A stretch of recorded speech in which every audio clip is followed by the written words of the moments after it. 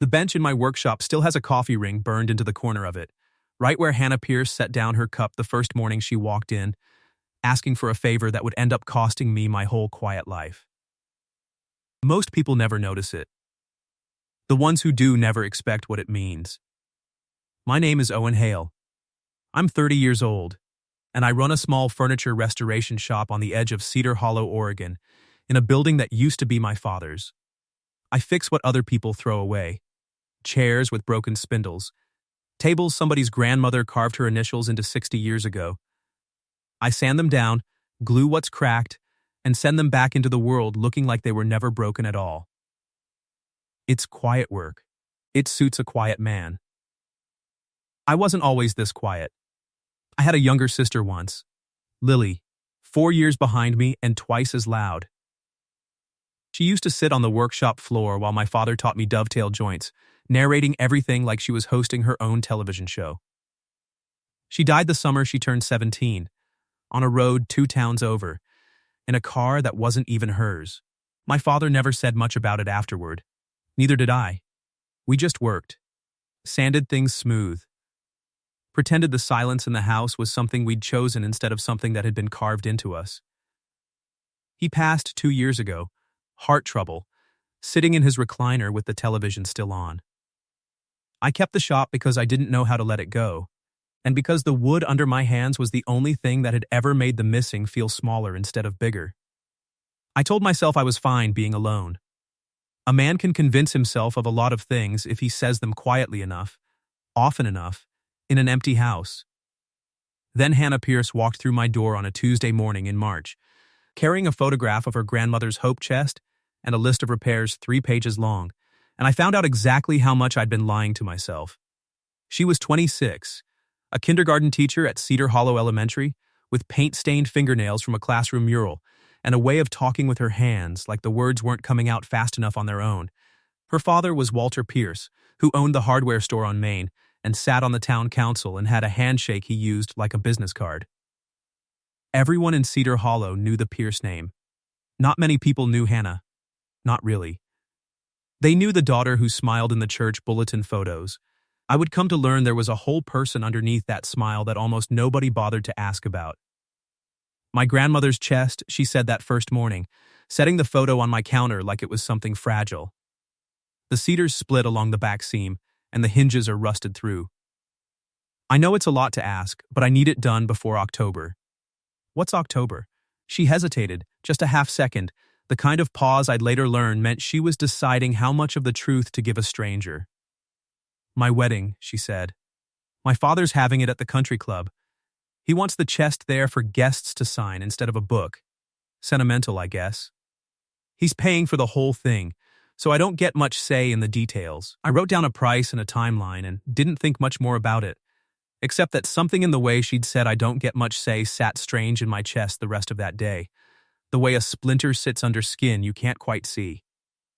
She came back 2 days later, and then the following week, and then it stopped being about the chest at all, though we both kept pretending it was. She'd sit on the stool by my workbench grading spelling tests while I worked, reading me the funniest misspellings out loud. Their dog ran away to Mexico, probably, she laughed easily, the kind of laugh that filled up a room that had been too quiet for too long. I found myself slowing down jobs I could have finished in an afternoon, just to have an excuse for her to keep coming back. I knew about the wedding. I knew the groom's name was Grant Ashford, a regional manager for an insurance firm 2 towns over, a man Walter Pierce had handpicked from the moment Grant first walked into his hardware store wearing a tie on a Saturday. I knew Hannah didn't talk about Grant the way a woman who's in love talks about the man she's marrying. She talked about him the way you'd talk about a schedule. Grant has a work dinner Thursday. Grant wants the wedding colors to match his cufflinks. I never asked. It wasn't my place to ask. But I noticed, the way you notice a board that's been cut a half-inch short, small, but enough to throw the whole piece off if nobody fixes it. You don't talk about him like you're excited, I said once, not looking up from the chest hinge I was replacing. She was quiet long enough that I thought I'd overstepped. Then she said, "My father's been a wreck since Mom died. The store's struggling more than he lets on. Grant's family has money, connections. A name that opens doors. My father needs this wedding to mean something bigger than just me being happy. I think if I'm honest with myself, I stopped being the point a while ago. I set down my tools. You're allowed to be the point of your own wedding, Hannah. She looked at me for a long moment. The kind of look that asks a question neither person says out loud. Then she picked up her stack of spelling tests and said it was getting late, and she'd see me Thursday for the second coat of varnish, and we both let the moment fold itself closed like it hadn't happened at all. By the start of summer, I knew the sound of her car in the gravel lot before I saw it. I knew she took her coffee with too much cream and called it a personality flaw. I knew she still kept a drawing Lily had made of a horse, because I'd shown her my sister's old sketchbook one slow afternoon and she'd asked to see more, gentle in a way that didn't feel like pity. I told her things about Lily I hadn't told another living soul, and she didn't try to fix the grief or rush me past it. She just sat there in the sawdust light and let me talk until I was done. There was a thing she did that I noticed before I understood it. Whenever her phone buzzed with her father's name on the screen, her shoulders would rise an inch toward her ears, like she was bracing for weather. I never asked what storm she was bracing for. I had a feeling I'd find out eventually, the way you always do with weather, whether you ask or not. There was a Saturday in June I still think about more than most. She'd come by to help me move a delivery of reclaimed oak, and we ended up spending the whole afternoon out behind the shop instead, where my father had built a small fire pit years ago that I never used anymore. She found a tin of old matches in the junk drawer and declared we were having a fire, no arguments accepted. We sat out there until the light went purple over the tree line, and she told me about the year she spent wanting to be a marine biologist instead of a teacher, before her father gently steered her towards something, in his words, more practical for a Pierce. I told her about the porch swing my mother used to sit on before she passed, how I'd never had the heart to take it down, even though the chain had rusted through years ago. Hannah looked at that swing for a long moment and said, quietly, that some things deserve to stay even after they've stopped working, just so somebody remembers they were there. We started a small ritual without ever naming it. Every Thursday, after her last class let out, she'd bring 2 coffees from the diner on Main, and we'd sit on the tailgate of my truck eating whatever pie was on special that week, talking about nothing that mattered and everything that did. She taught me 3 new constellations she used for her classroom astronomy unit. I taught her how to read the grain of a board well enough to know which way it would warp in humidity. Small things. The kind of things that don't sound like much until you realize you've built an entire private language out of them, one neither of you can quite explain to anyone else. By midsummer, the wedding planning had taken over half her conversations, but never the parts that should have mattered.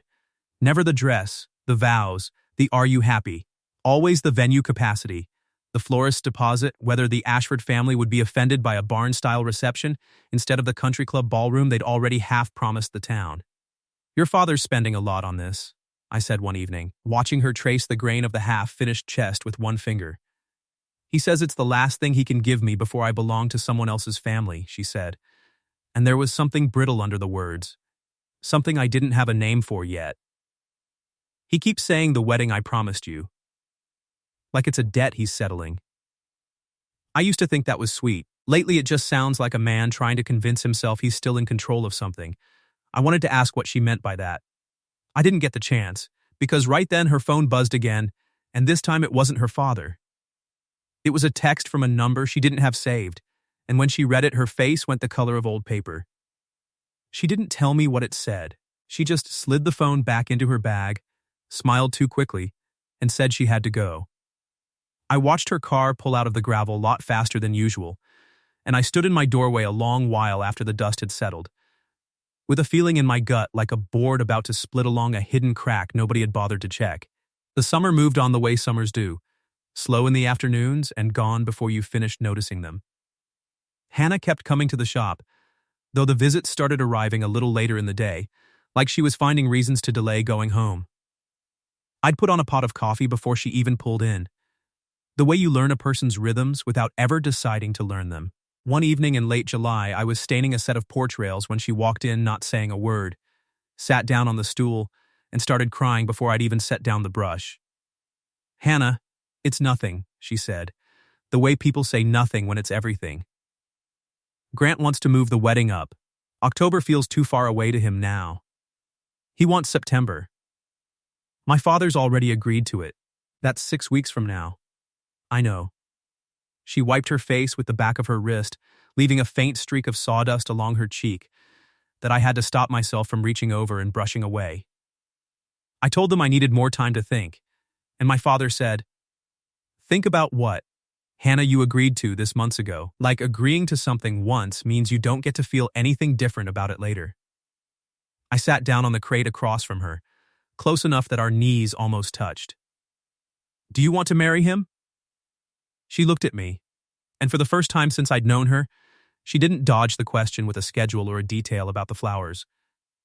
"I don't know anymore," she whispered. "I used to think I did. I used to think wanting to make my father happy and wanting my own life were the same thing. I'm starting to understand they're not." I didn't say what I was thinking. I'd learned a long time ago that a man who says too much too soon usually ends up saying it to an empty room. So I just sat with her while the stain dried on the porch rails and let her cry it out in a workshop that smelled like cedar and varnish and the particular kind of honesty that only shows up after dark. 3 weeks before the wedding, everything started coming apart at once. It began with a Tuesday I'll remember the rest of my life, because it was the day Walter Pierce walked into my shop for the first time, and the day I learned exactly how deep the cracks underneath that family's polished surface really ran. He came in wearing his council blazer, the one he wore for ribbon cuttings and town meetings, and he looked at my workshop the way a man looks at something he's deciding whether to be insulted by. "Mr. Hale," he said, "I understand my daughter's been spending a fair amount of time here. She's been bringing in the family chest for repair, Mr. Pierce. It's nearly finished. That's not what I'm asking, and I think you know it." He walked a slow circle around my workbench, running one finger along a half-finished chair like he was checking for dust on a shelf he owned. "Hannah is getting married in 3 weeks to a fine young man with a fine future. I'd appreciate it if her visits here came to a natural stopping point before then." I kept my voice even, though something in my chest had gone tight and hot. "She's a grown woman, Miss Pierce. I think that's her decision to make." He stopped his circling and looked at me directly, and for just a moment, under the polish, I saw something that looked almost like fear. "You don't understand what's riding on this wedding," he said, quieter now. "It isn't just about Hannah. I didn't understand it then. I would, soon enough, and the understanding would change everything that came after." That same week, the rumors started moving through Cedar Hollow the way rumors do in small towns, slow at first, then suddenly everywhere at once. The hardware store was behind on payments to its main supplier. Walter had taken out a second mortgage on the building nobody knew about. A man I delivered a repaired bookcase to, who worked at the bank 2 doors down from Walter's store, told me, not unkindly, just as town gossip, that the Pierce family's accounts had been quietly bleeding for over a year, ever since a bad investment Walter had made trying to expand the store into a second location that never opened. I put it together slowly, the way you piece together a joint that's been hidden under decades of old varnish. Walter Pierce wasn't pushing this wedding because he wanted his daughter settled with a good man. He was pushing it because the Ashford family's money was the only thing standing between his store and the bank foreclosing on it, and because a man with too much pride to admit he was drowning had decided his daughter's wedding was the rope that would pull him out. I didn't tell Hannah what I'd learned. Not yet. Some splinters you have to let the person find on their own, gentle as you can manage, or the wound just goes deeper. 10 days before the wedding, Hannah came to the shop after dark, when she should have been at her final dress fitting. She sat on the stool without saying anything for a long time, just watching me work the last coat of finish into the cedar chest that had started all of this. "I found out something today," she finally said. "About my father, about why this wedding has to happen exactly the way he's planned it, exactly when he's planned it." I set down my brush. "The store." She looked up, surprised. "You knew? I'd heard things." "I didn't want to be the one to tell you." She laughed, but there was no humor in it, just a kind of exhausted disbelief. "He's been lying to me for a year. The deposit on the country club, the caterer, the band, the flowers, none of it's actually paid for yet. He's been telling vendors the payment is coming after the wedding, once the Ashford family's, quote, generous gift covers it. He's been planning to use my marriage like collateral on a loan he was too proud to ask anyone for honestly. Hannah, he looked me in the eye for a year, she said, voice cracking, and called it the wedding he promised me. Like it was a gift.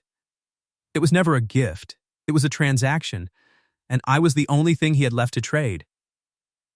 I reached across and took her hand, and for once neither of us pulled back into something safer. I don't know what to do, she whispered. I can't marry Grant knowing the only reason any of this is happening is to save my father's pride. But if I don't, the store goes under. He loses everything. I'll have ruined him. You didn't put him in this position, I said. He did that himself, a long time before you ever had a say in it. She pulled her hand back slowly and wrapped both arms around herself, the way people do when the cold isn't coming from outside.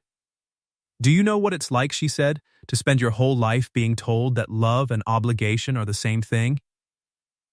My father never said marry Grant because I need the money. He said marry Grant because it's what's best for this family, because I've sacrificed so much for you, because a good daughter does this. I believed him for almost a year. I think some part of me wanted to believe him, because it was easier than admitting the man who raised me had started seeing me as a line item instead of a daughter. I didn't have an answer for that. Some wounds don't need an answer. They just need somebody willing to sit beside them in the dark and not flinch. What would you do, she finally asked, if you were me?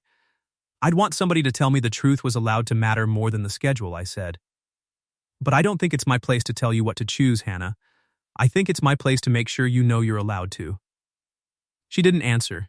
She just sat there with her hand in mine, in the warm cedar-scented dark, while somewhere out past the workshop window the whole town slept easy, not knowing how close one family was to coming apart at the seams.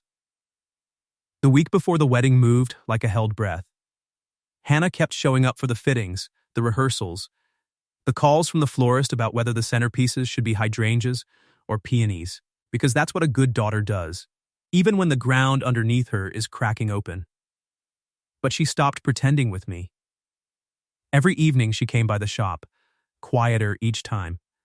Like a woman walking herself slowly toward an edge she wasn't sure she had the courage to step back from. Grant came by the shop exactly once, 4 days before the wedding, ostensibly to see the finished hope chest before it was delivered to the country club. He was tall, polished, the kind of handsome that photographs well and says little in person. He looked around my workshop the way Walter had, like he was pricing the place in his head. Hannah talks about you, he said. Not quite an accusation, but close. We've worked together on her grandmother's chest most of the spring.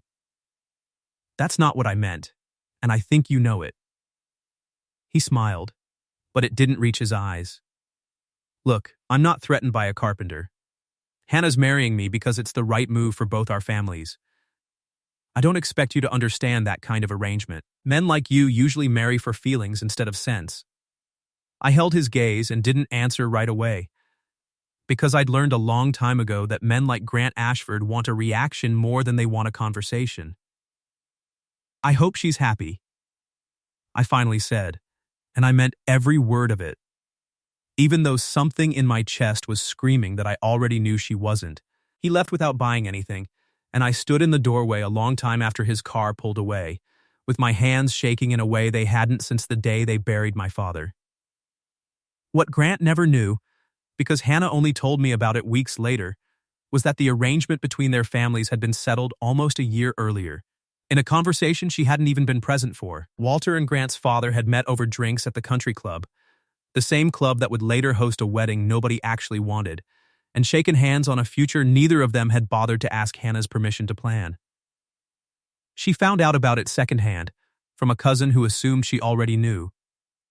By the time she'd worked up the courage to ask her father directly, the engagement announcement had already gone out in the Cedar Hollow paper, complete with a photograph neither of them had taken together. She told me she'd smiled for that photo because the photographer asked her to, not because anybody had asked how she felt standing next to a man she barely knew. 2 days before the wedding, Walter Pierce came back to my shop, this time without the council blazer, without the polish. He looked older than he had 3 weeks earlier, The kind of older that comes from carrying a weight too heavy for too long. I know you know, he said, standing in my doorway like a man who'd run out of places to stand. About the store. About the loan. About all of it. I do. He was quiet a long moment, looking down at his hands. My wife used to say I confused providing for people with loving them. I never understood what she meant until she was gone and I had nobody left to provide for except a daughter I'd somehow turned into a transaction. His voice cracked. Just slightly, the first honest sound I'd ever heard out of him. I'm not a bad man, Mr. Hale. I'm a frightened one. I watched my whole life's work come apart in 18 months, and instead of telling the truth, I let my daughter believe she was the one finally getting the wedding I'd always promised her, when really I was the one who needed saving. She knows now, I said quietly. He nodded, like that confirmed something he'd already suspected. Then I suppose the only thing left for me to do is stop pretending I have any right to decide what happens next. He looked at me, and for the first time, there was no command in it. Only a kind of weary honesty. Whatever she chooses, Mr. Hale, I hope somebody's there to make sure it's really her choice this time. I don't trust myself to be that somebody anymore. He left before I could answer, and I stood in my empty workshop holding a half-finished joint I'd forgotten I was even working on, understanding for the first time that the man I'd built up in my mind as a villain was really just a father who'd let fear talk louder than love, and was only now, at the very end, finding the courage to step out of his own daughter's way. The night before the wedding, Hannah called me at 11, her voice thin and frayed at the edges. Can you meet me at the shop? I was there in 10 minutes, no questions asked, the porch light on before her headlights even hit the gravel. She walked in still wearing her rehearsal dinner clothes, a soft green dress that didn't suit the look on her face at all. She didn't sit on the stool this time. She stood in the middle of the floor, in the sawdust and the lamplight, and looked at me like she was trying to memorize something before it disappeared. I told my father tonight I wasn't sure I could go through with it, she said. He didn't fight me on it. He just said he was sorry, and that he loved me, and that whatever I decided, he'd find another way to fix the store. He's been carrying that lie for a year, Owen, and tonight was the first time he ever let himself look like a man instead of a fortress. What about Grant? Grant doesn't love me. He never did. I think we both knew that and decided it didn't matter. Because his family wanted the connections, and mine needed the money. And somewhere in all of that math, nobody ever asked what I wanted. Her voice broke. Tomorrow morning, 200 people are going to be sitting in folding chairs at the country club, waiting to watch me walk down an aisle toward a life I never actually chose for myself. And the worst part? The part I can't stop thinking about, is that even now, even knowing everything I know, I don't know how to walk away from it. I don't have anywhere to walk to. She pressed both hands over her face, and when she spoke again it came out broken, the words tumbling over each other the way water moves when a dam finally gives. I can't afford the wedding my father promised, she cried, dropping her hands, her eyes wet and wide and finally honest. I can't afford any of it. Not the venue, not the dress, not the version of my life everybody else has been planning for me since before I had a say in it. I have nothing left to give anybody tomorrow except a yes I don't mean. I crossed the floor of that workshop, past the half-finished chair and the cedar chest with her grandmother's initials carved into the lid, and I took her hands in mine, sawdust and all. And I said the only thing that had been true in my chest since the first morning. She walked through my door with a photograph of a broken hope chest and a wedding she'd never wanted. Then let's elope tonight. She went very still, staring at me like she was waiting for the rest of the sentence, the joke, the laugh that would tell her I hadn't meant it. I didn't laugh, not because I'm trying to rescue you from anything, not because I think I'm the better man, or because I want to win some contest with Grant Ashford. I'm asking because I've spent 5 months falling in love with a woman who deserves a wedding that's actually hers, even if that wedding is just the two of us, a courthouse clerk, and a ring I'd have to buy on a payment plan. You don't owe your father a transaction. You don't owe this town a performance. You're allowed to choose, Hannah. For once in your life, you're allowed to just choose. Her hands were shaking in mine. You're serious? I've never been more serious about anything. She let out a sound that was half a laugh and half a sob, and pressed her forehead against my chest the way she had the night I first told her about Lily, like my heartbeat was the only steady thing left in a world that had stopped making sense. Tonight, she whispered. Right now, before I can talk myself out of it. Before my father can talk me back into it. Before 200 folding chairs and a venue I never wanted get the chance to swallow me whole. Tonight, I agreed. We drove 2 hours to the county line. To the one courthouse that still did late civil ceremonies if you caught the night clerk on a slow shift, and didn't mind getting married in front of a vending machine and a janitor who agreed to stand as our witness for the price of a cup of coffee. Hannah wore the green rehearsal dinner dress, her hair still half-pinned from the night before, and when the clerk asked if anyone objected, the only sound in that fluorescent hallway was the hum of the vending machine, and the steady, certain beat of two hearts that had finally stopped pretending they wanted anything different from each other. When the clerk pronounced us married, I kissed her slow and sure, with none of the polish and none of the performance that 200 folding chairs would have demanded of us, and Hannah laughed against my mouth. A real laugh. The first one I'd heard out of her in weeks that didn't have an edge of exhaustion underneath it. My father's going to find out before sunrise, she said, resting her forehead against mine. I imagine he will. Grant's family is going to be furious. I imagine they will be too. She pulled back just far enough to look at me, eyes bright, cheeks still wet, but for the first time since I'd met her, entirely unburdened. I don't care, she said. For the first time in my whole life, I genuinely do not care what either of them think. I only care what I think. And I think I just married the right man. In the wrong dress. In the most honest hour of my entire life. The morning after, the calls started before either of us was fully awake. Walter's number lit up my phone first, and I almost let it ring through, but Hannah took it from my hand and answered it herself. Sitting up in the gray morning light of my apartment over the shop, the ring I'd bought at the only jeweler open past 9, catching the light on her finger. Dad, she said, steady in a way I hadn't heard from her in months. I'm sorry about the venue. I'm sorry about the deposit. I'm not sorry about Owen. And I'm not sorry about last night. I couldn't hear what Walter said on the other end, but I watched Hannah's face soften somewhere in the middle of it, the tension easing out of her shoulders for the first time in weeks. He's not angry, she told me afterward, setting the phone down with hands that had finally stopped shaking.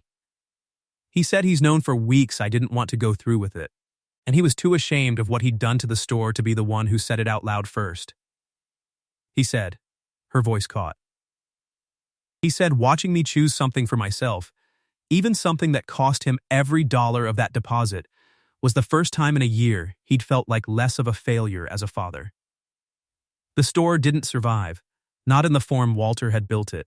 He sold the building 3 months later to a young couple who turned it into a cafe, and he took a job managing inventory at the hardware chain 2 towns over, a smaller paycheck and a smaller pride to match it. But he came to dinner at our place every Sunday after that, and the first time he sat at our table, he looked around at the mismatched chairs I'd restored myself and said it was the first home he'd been in longer than he could remember. That didn't feel like it was performing for somebody.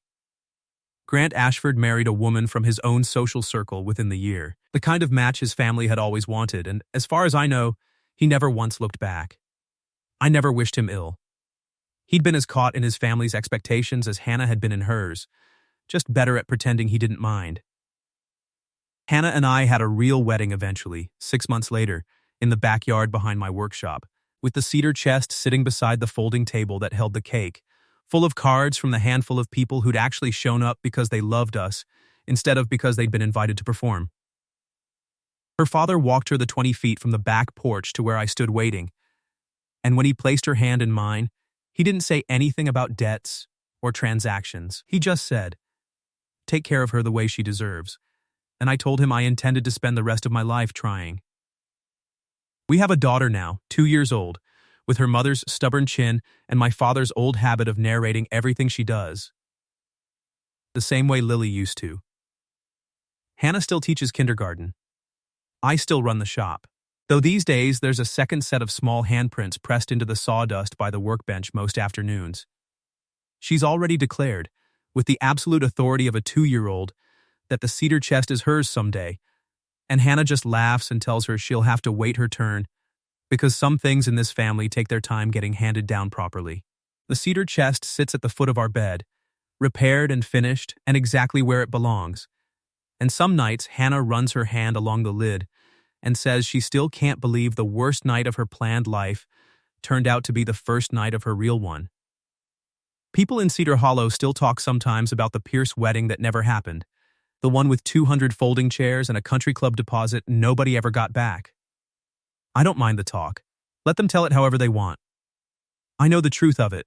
The only version that ever mattered, a woman stood in my workshop on the worst night of her life, crying that she couldn't afford the wedding her father had promised her, and a quiet man who'd spent years convinced he had nothing left to offer anybody finally found the courage to offer her the one thing that was actually his to give. Not a venue, not a deposit, just a choice, freely made, on a night neither of us will ever stop being grateful for.